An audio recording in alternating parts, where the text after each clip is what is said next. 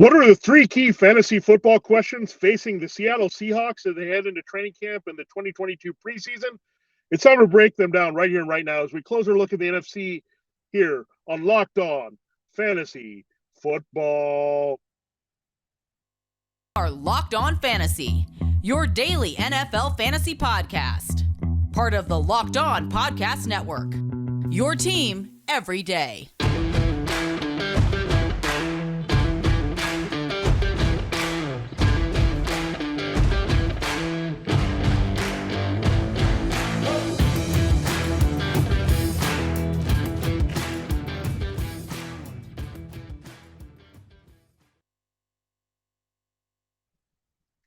Greetings, everyone, and welcome to another edition of the Locked On Fantasy Football Podcast. As usual, I'm your host, Vinnie Iyer. When I'm not doing this, I'm writing about NFL and fantasy football for SportingNews.com. Everything's going to ramp up here by the end of July as all the teams are going to be in training camp. So we thought we'd take this time in between to keep breaking down all the teams for you, looking at the three key questions for fantasy football.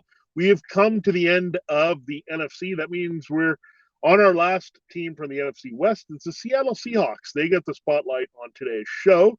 We still have 16 more teams to get to. We will as we head toward training camp here this month. So we'll get to all of them. Don't worry.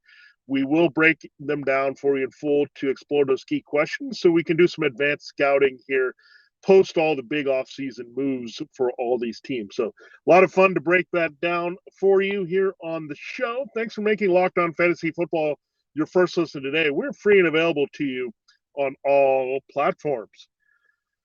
All right, the Seattle Seahawks. Yeah, this is the post-Russell Wilson world. What are we going to get from this once explosive offense? Yet a new shift here in their philosophy. We've seen Darrell Bevell and Brian Schottenheimer. Now you have Shane Waldron operating without Wilson. He's been the guy for a decade, from 2012 to 11, really looking at 21, that he was a guy that you looked at over and over again as consistent. You knew what you're going to get from Russ Wilson. He wasn't brought down by any of these offensive scheme limitations. They got run heavy, and then they opened it up a little bit more. But let Russ cook, no longer a motto, sadly, in Seattle. So pretty good run there again from 12 to 21, those season. So there was not going to be another year here for Wilson. So the biggest question, we'll just answer this, and it'll be a semi-two-parter. Who will start at quarterback in week one for the Seahawks, and will they have any fantasy football relevance in a post-Wilson situation this season? Well, right now, Geno Smith is listed as the number one on the depth chart. We saw Geno Smith start games. Wilson, it took him a decade, but he finally missed games last year with that thumb injury. And we saw Geno Smith take over the offense. It was very hard. He just didn't do much overall. And they also struggled a little bit with keeping their running backs healthy, so that didn't help.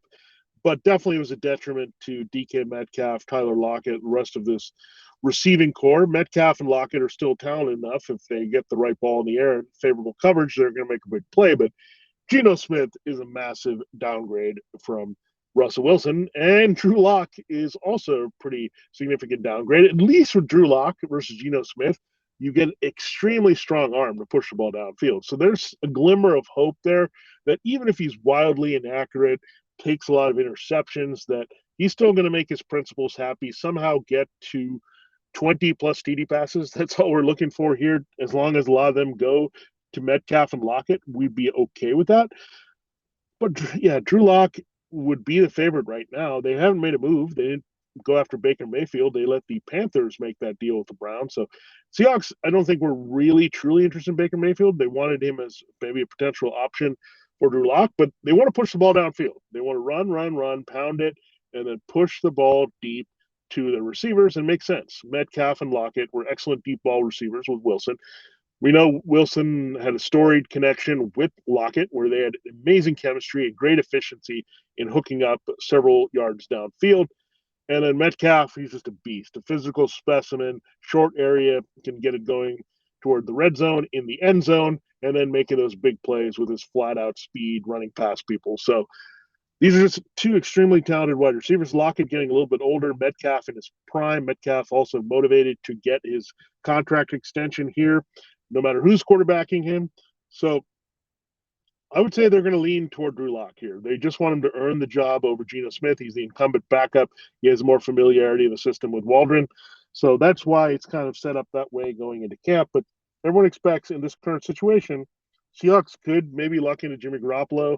Talked about the 49ers a little bit. I'm still wanting to move him, but division trade or swap probably is not going to happen. So it would have to be some situation where 49ers release Garoppolo to come back and haunt them and playing for the Seahawks. But this late stage of the offseason is hard. Garoppolo's also kind of locked in that Kyle Shanahan West Coast style of offense. So making that transition this late to a team that wants to pound and throw deep, the old school Norv Turner, now Scott Turner ways are kind of in play for the Seahawks. That Pete Carroll kind of has an oversight there, even with Waldron watching over the offense. So they really want to go back to the old school. Pete Carroll's a creature of habit. He likes to win with defense, the running game.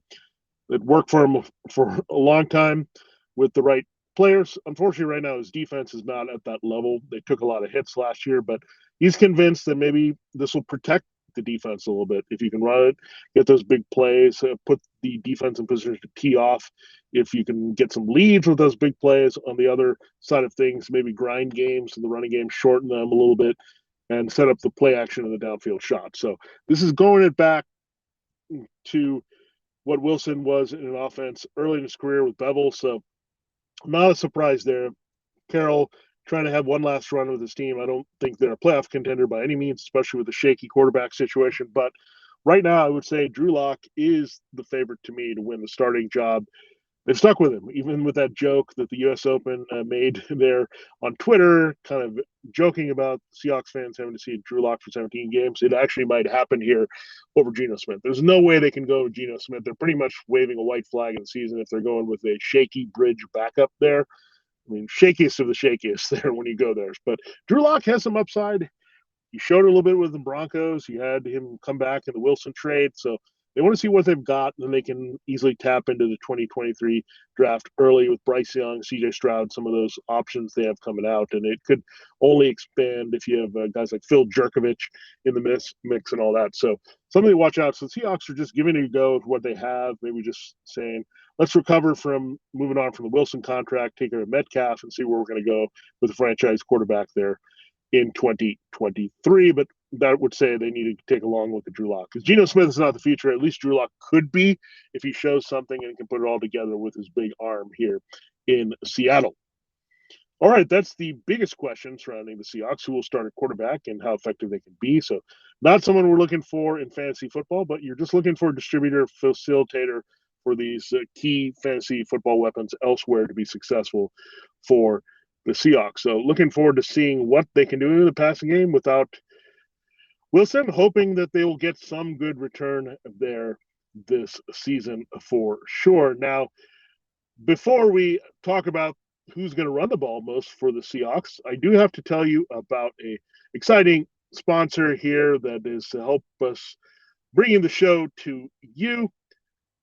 It is Dave.com. Level with me, folks, here. It is a tough thing to really get out of the situation where we're tight on cash. Maybe you can only afford to put a few gallons of gas in your tank if you have another save the date and you're wondering how you're going to afford a gift. That's where Dave can help. If you're living paycheck to paycheck or struggling to make ends meet, it can be really stressful when unexpected expenses come up. Now, Dave can help get you out of a pinch when you really need it. Hindsight is 2020 and you can't change the past. But what if you could get a little help from your future self? Maybe you would ask to borrow a little cash. Now you can with Dave. Dave is the banking app that can help you get up to $500 instantly with extra cash. That's more money to fill your tank, buy a wedding gift, or just catch up on bills. You can finally tackle those expenses that have been stressing you out without any hangups. There's no interest and no credit check needed. Millions of people have already downloaded the Dave app to get the financial relief they need with extra cash. So if you're in a pinch and need some extra help, download Dave and think of it as a helping hand from future you. Download the Dave app from the App Store right now. That's Dave, like the name, D-A-V-E. Sign up for extra cash account and get up to $500 instantly. For terms and conditions, go to dave.com/legal. Instant transfer fees apply. Banking provided by Evolve, member FDIC. Dave, future you will thank you. All right, it is time to explore the next biggest question surrounding the Seahawks ahead of training camp and the preseason 2022, going into the regular season, doing our advanced scouting here for all 32 teams, finishing up the NFC with this team. The question of the Seahawks backfield: will Kenneth Walker III be the feature back and translate his numbers into RB2 production? That's what we want to look at here with this. Now, Rashad Penny, injured again, trying to recover. He was a stud down the stretch, helped win some fantasy football championships. He finally delivered what the Seahawks thought when they used a first-round pick on him, shocked the world just a few years ago.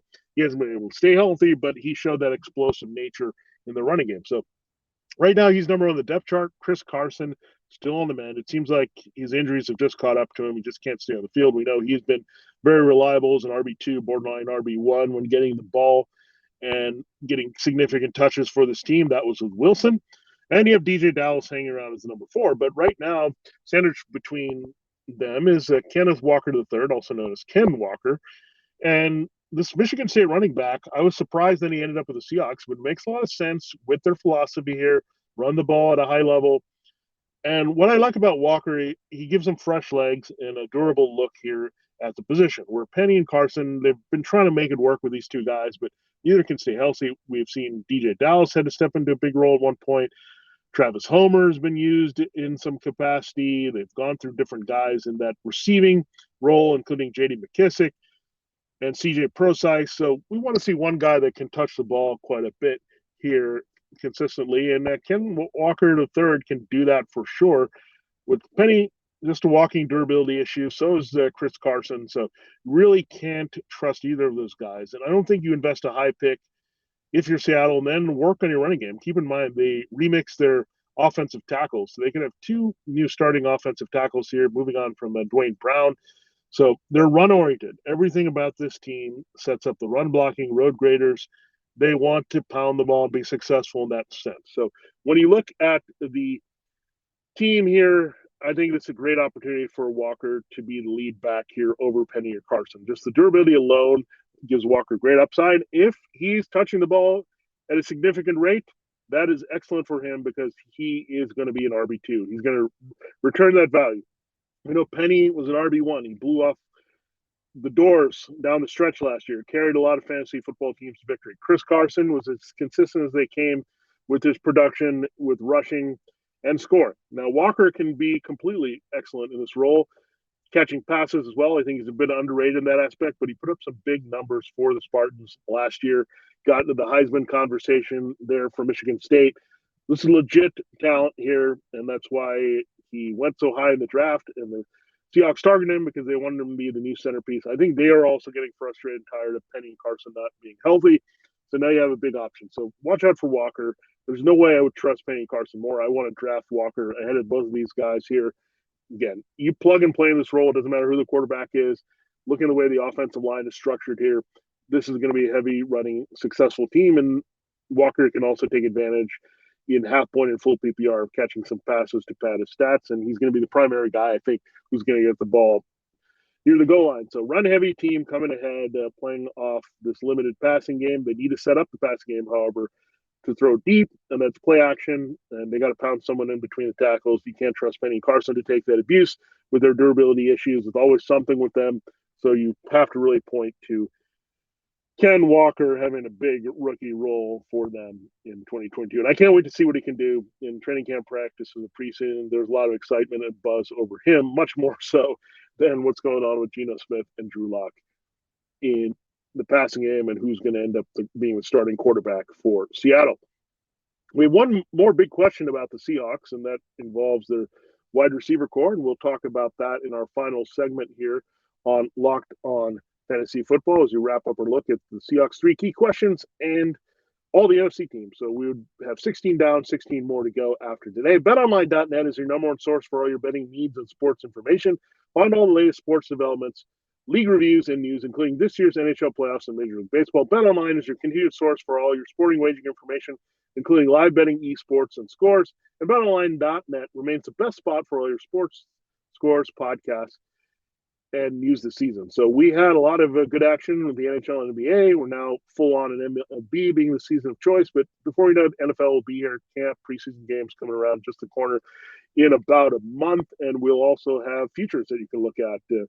Awards, over-unders on win totals, stuff there, as well as it's going to be in line to win the Super Bowl. So a lot of good stuff for now and later at betonline.net, the fastest and easy way to check in all your favorite sports and events, including MMA, boxing, and golf. All those sports are red hot right now as we return and wait for the return of the NFL. Head to the website today, use the mobile device to learn more about the trends in action. BetOnline, where the game starts. All right, it is time to close the show with the last key question we do have for the Seattle Seahawks here that we want to know for fantasy football. How much will DK Metcalf and Tyler Lockett be affected by losing Russell Wilson for their fantasy football value? And I have to say quite a bit.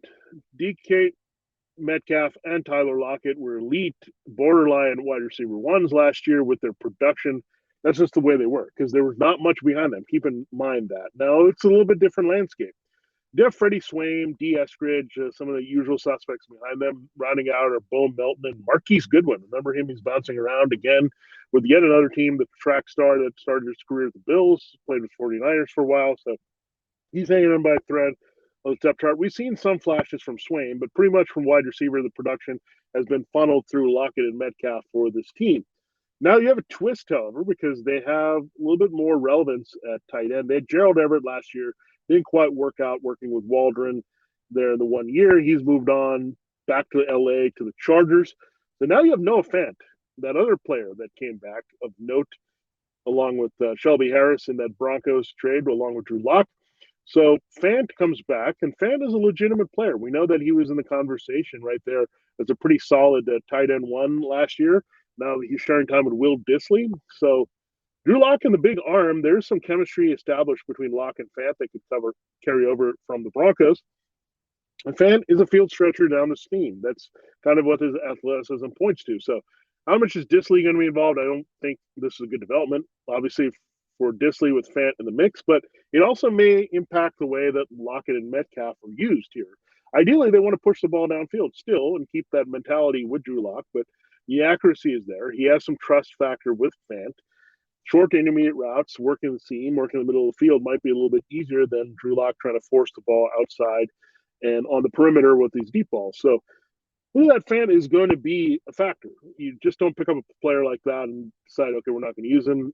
I don't think he's like Gerald Everett to me. Look, I think Fant has legitimate talent. There's a reason he's a first-round pick. He's that good of a receiver and is excited to see what he can do in this offense. I was able to catch up with him in the Super Bowl right before this trade, and he was looking forward to what he could do this season. I think he feels that physically he's put it all together here and can fit in the offense a little bit better. He just didn't know it was going to be a different offense with the Seahawks. So keep that in mind with Fant. He's a different type of field stretcher, but it's going to be essentially the third target working behind these two guys. So, yeah, there is going to be a drop-off.